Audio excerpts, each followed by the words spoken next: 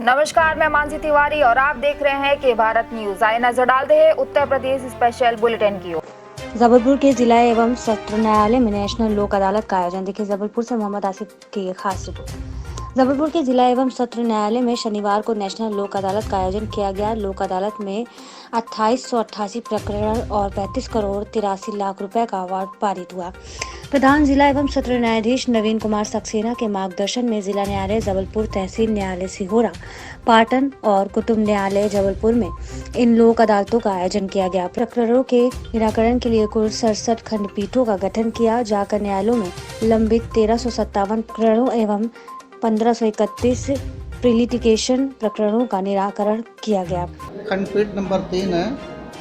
इस खंडपीठ में हमारे 2 मेंबर हैं और इस खंडपीठ के द्वारा जितने भी मध्य प्रदेश अपने यहाँ के जबलपुर के एमपीबी संबंधी मामले राजीनामा योग हैं, उनमें शासन के निर्देशानुसार छूट देने के बाद राजीनामा हो रहे हैं और संभावित 50 तक अभी तक हो चुका है और शाम तक लगभग 90-100 तक की उम्मीद है और उम्मीद करते हैं कि अच्छे से अच्छा राजीनामा में निराकरण होंगे। ठीक है, धन्यवाद। ये नेशनल लोक अदालत है। नेशनल लोक अदालत में बिजली चोरी से संबंधित जो कि धारा 135 में दर्ज हैं, धारा 126 में दर्ज हैं, उन प्रकरणों की जो है सुनवाई हो रही है और उसी में जो है सरकार द्वारा छूट प्रदान की गई है। उसी के अंतर्गत ये जो है लोक अदालत पूरे एमपी लेवल पर है और जबलपुर में भी स्थापित है। शहर वक्त के अंतर्गत 5 संभाग हैं, तो 5 संभाग यहाँ पर जो है अपने टेबल काउंटर लगा करके बैठे हुए हैं। सुनील त्रिवेदी, ऐसी सिटी।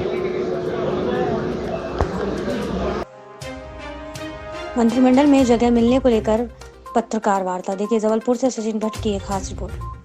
देश में हाल ही में हुए मंत्रिमंडल विस्तार में 43 मंत्रियों में 27 मंत्री और उनके विभाग पिछड़ा वर्ग को दिए जाने को लेकर पाटन विधायक अजय विश्नोई ने पत्रकार वार्ता का आयोजन करते हुए बताया कि देश में पहली बार ऐसा हुआ है जिसमें 27 पिछड़े वर्ग के मंत्रियों को विशेष विभाग दिए गए हैं।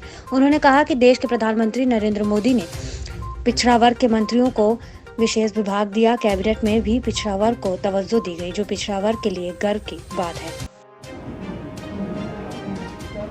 पूरे मंत्रिमंडल में 43 नए मंत्री शामिल किए माननीय मोदी जी।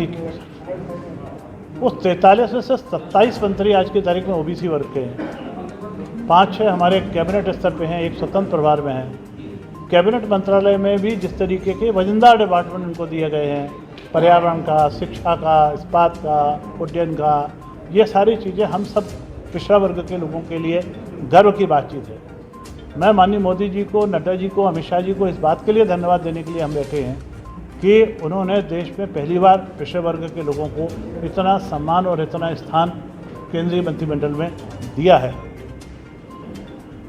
इसके साथ साथ जो उन्होंने एक आयोग हमारे लिए पिछड़े वर्ग आयोग का गठन किया है, वो आयोग के गठन के बाद से उसकी अभी एक्टिविटीज़ की शुरुआत होना बाकी है। हम लोग बहुत तेज़ी से उसकी प्रतीक्षा कर रहे हैं। मैं माननीय मोदी जी को इन तमाम हमारे वर्ग के ध्यान रखने के लिए एक बार बहुत बहुत धन्यवाद देता हूँ। प्रदेश में भी ओबीसी वर्ग को और तवज्जो देने, खासतौर पर मंत्रिमंडल में शामिल करने के लिहाज से क्या प्रदेश में भी पिछड़े वर्ग का कहीं कोई प्रतिनिधित्व में कमी नहीं है। उसका आंकड़ा आज की तारीख में उस मामले में प्रिपेयर नहीं हूँ बोलने को, पर पिछड़े वर्ग के लोगों का महत्वपूर्ण स्थान है।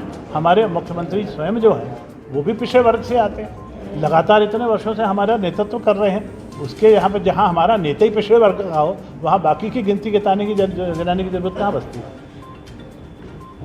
चिकित्सा स्वास्थ्य महासंघ द्वारा जनपद मुरादाबाद के भोजपुर में बहिष्कार। कर्मचारियों अधिकारियों द्वारा 2 घंटों का बहिष्कार। देखिए मुरादाबाद से जग्गू की एक खास रिपोर्ट। आज चिकित्सा स्वास्थ्य महासंघ के प्रांतीय आह्वान पर आज सामुदायिक स्वास्थ्य केंद्र भोजपुर जनपद मुरादाबाद पर समस्त कर्मचारियों एवं अधिकारियों द्वारा 2 घंटे का कार्य बहिष्कार किया गया। वक्ताओं द्वारा कर्मचारियों के प्रदेश भर में किए जा रहे ट्रांसफर पर सख्त विरोध किया गया।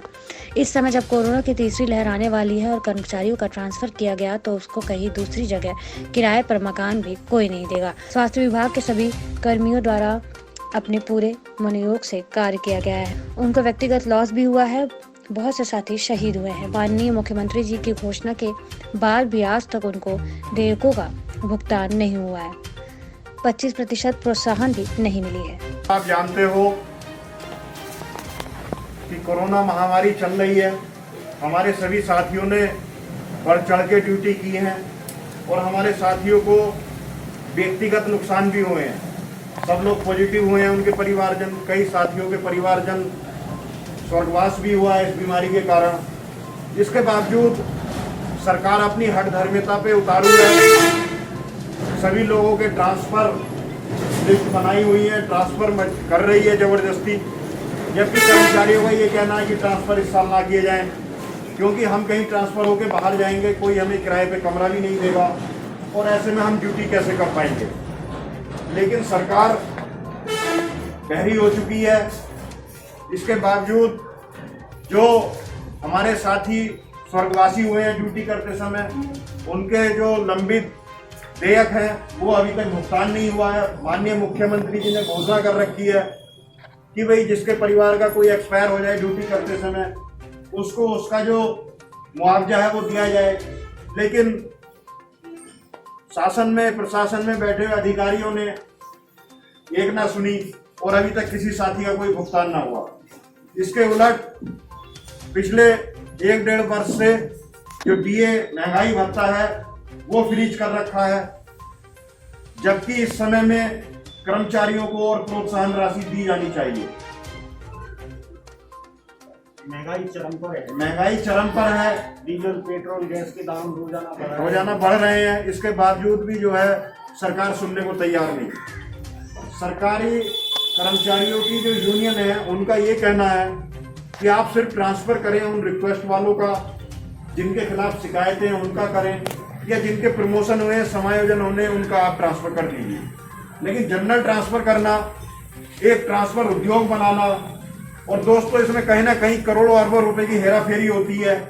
एक ट्रांसफ़र उद्योग चलता है पैरेलल और भ्रष्टाचार को बढ़ावा मिलता है। कर्मचारी एकता जिंदाबाद, कर्मचारी एकता जिंदाबाद, हम एक हैं।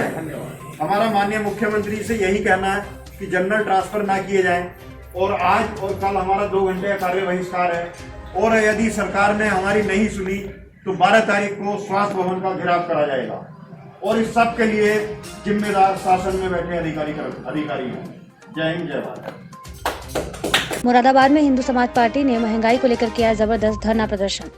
देखिए मुरादाबाद से जग्गू बोहरा की एक खास रिपोर्ट। मुरादाबाद में आज हिंदू समाज पार्टी ने महंगाई को लेकर जबरदस्त धरना प्रदर्शन किया। सरकार हमारी मांग पूरी करे वरना इसका खामियाजा 2022 में भुगतना पड़ेगा। जिस प्रकार से डीजल, पेट्रोल के दाम आसमान छू रहे हैं, राष्ट्रीय अध्यक्ष युवा मोर्चा के प्रियांशु जोशी ने मीडिया से बात करते हुए कहा कि क्या जनता गाड़ी में जाने के बजाय बैलगाड़ी में जाएंगे? सरकार को समझने की जरूरत है। जनता काफी परेशान है इस समय। एक तरफ से कोरोना काल, लॉकडाउन, दूसरी तरफ बढ़ती बेरोजगारी, बढ़ती महंगाई और जहां गैस के दाम भी आसमान छू रहे हैं। हिंदू समाज पार्टी ने बीजेपी पर तीखा हमला बोला, महंगाई कम करे सरकार। आगे और लड़ाई है। जी सर, आइए किस संबंध में क्या है सर ये कार्यक्रम आपका? ये आज एक छोटा सा मैसेज मुरादाबाद की जनता की तरफ से दिया जा रहा है। स्मृति ईरानी जी और बीजेपी के बड़े बड़े पदाधिकारी जब कांग्रेस की सरकार चल रही थी तो महंगाई को लेके सड़कों पे उतरे हुए थे। आज वो लोग कहाँ चले गए हैं जब पेट्रोल का दाम 98 रुपये हो चुका है, 98। अगर ये कोई सोशल मीडिया पे डाल दिया जाता है तो कुछ चमचे ये बोलने लगते हैं कि गुटखा और सिगरेट महंगा हो जाता है तो कभी नहीं बोलते और पेट्रोल के लिए बोलते हैं। एक बारी गुटखा और सिगरेट छोड़ दिया जा सकता है लेकिन पेट्रोल नहीं छोड़ा जा सकता, क्योंकि पेट्रोल के बिना काम काज सारे ठप हो जाते हैं। जिसको व्हीकल चाहिए वो नहीं चला पाएगा, क्या फिर बैलगाड़ी पे जाएगा? तो हिंदू समाज पार्टी इस प्रकार से आगे को अपना 2022 की तैयारी कर जुटी है, क्या कहेंगे? देखिए, लक्ष्य 2022 श्रीमती किरण कमलेश तिवारी जी राष्ट्रीय अध्यक्षता महोदय जी के नेतृत्व में उत्तर प्रदेश और उत्तराखंड में चुनाव लक्ष्य 2022 लड़ा जाएगा। सबसे बड़ी जो उत्तर प्रदेश सरकार में घटनाएं हुई हैं कि हिंदुओं की सबसे ज्यादा हत्या क्यों हुई, आज ये खुले मंच से कह रहा हूं कि अमर बलिदानी कमलेश तिवारी जी की हत्या हुई, उस पे अभी तक सीबीआई जांच क्यों नहीं हुई है? फास्ट ट्रैक कोर्ट का आदेश क्यों नहीं दिया गया है? अभी तक उन लोगों को जो अपराधी है उनको फांसी क्यों नहीं दी गई है? उनको एक दमाद के तरीके से क्यों रखा गया है जेल में? उनको फांसी होनी चाहिए। तो अगर ऐसे ही हिंदुओं पे अत्याचार होता रहेगा तो हिंदू समाज पार्टी चुप नहीं बैठेगी। और आज एक छोटा सा एक चिंगारी कहते हैं ना, छोटी सी चिंगारी, आज ये चिंगारी मीडिया के माध्यम से हम लोग दे रहे हैं। आने वाले समय में इसको एक विकराल रूप से आंदोलन करेंगे जिसकी समस्त जिम्मेदारी सरकारों की होगी। जानना चाहता हूँ शुभ नाम सर। मेरा नाम प्रांशु जोशी, हिंदू समाज पार्टी युवा मोर्चा राष्ट्रीय अध्यक्ष।